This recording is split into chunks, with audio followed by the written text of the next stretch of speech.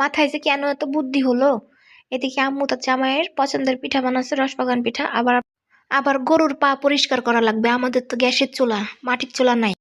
বাড়ি জাল দেওয়ার তা সব পইচে পইচে যাচ্ছে, সবাই নিয়ে জাল দিয়েছে, আরো মনে হয় কত যে আছে। আমি নিচে এই চুলাটা বানাই, পানি গরম করছি, এখন আম্মু এসে বলছে এত সুন্দর চাল চলতেছে, এখানে তো পিঠাও বানানো যাবে। তারপরে এই যে গরুর পা পরিষ্কার করা হয়ে গেলে গ্যাসের চুলায় যে দিয়ে দিলাম প্রেশার কুকারে।